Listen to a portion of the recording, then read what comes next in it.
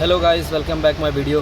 तो आज हम लोग एयर फिल्टर रेगुलेटर के बारे में देखेंगे कि इसको कैसे रिपेयर करते हैं और इसमें कौन कौन सा एलिमेंट होता है, इसको कैसे ओपन करते हैं। तो चलिए वीडियो को स्टार्ट करते हैं। तो सबसे पहले ये जो ऊपर का पार्ट देख रहे हैं, ये रेगुलेटर नॉब है, ठीक है, जिससे हम प्रेशर को ट्विस्ट करके प्रेशर को बढ़ाते और घटाते हैं। और ये जो नीचे का पार्ट है, ये इसका फ़िल्टर बॉल है, इसको कैसे ओपन करते हैं सब बताते हैं। और ये प्रेशर गेज है। और ये एरो आप देख रहे हैं, इसका क्या मतलब है, ये सिंबल इसका क्या मतलब है, तो सब मैं बताता हूँ इस वीडियो में। तो सबसे पहले ये प्रेशर गेज को रिमूव करते हैं।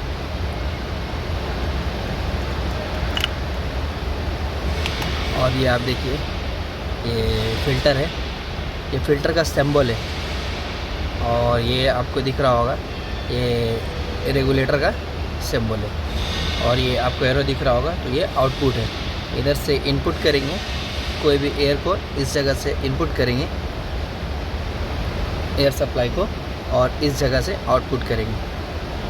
तो ये इसका रेगुलेटिंग नॉब है। तो सबसे पहले ये देखते हैं कि इसको कैसे ओपन करते हैं बॉल को। ये इसको ट्विस्ट करना है एंटी क्लॉकवाइज, तो ये बॉल इसका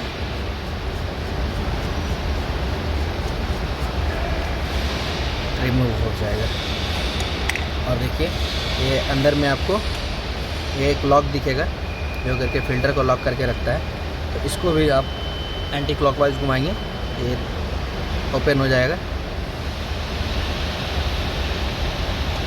और ये फ़िल्टर एलिमेंट है।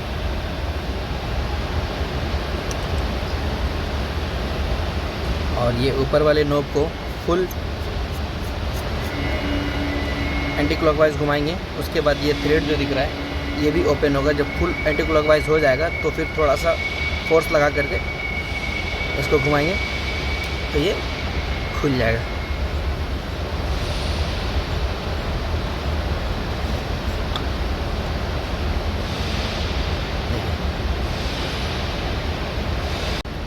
ये एडजस्टमेंट स्क्रू है और ये एडजस्टमेंट स्प्रिंग है।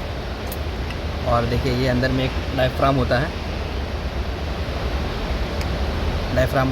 यही पॉपेट को मूव करता है। पॉपेट क्या है मैं आपको बताता हूँ। ये जो दिख रहा है आपको, ये पॉपेट वाल्व है।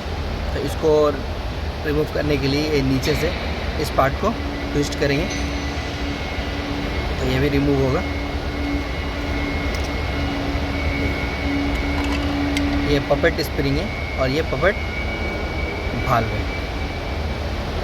और ये इसके ऊपर ओरिंग लगा हुआ है।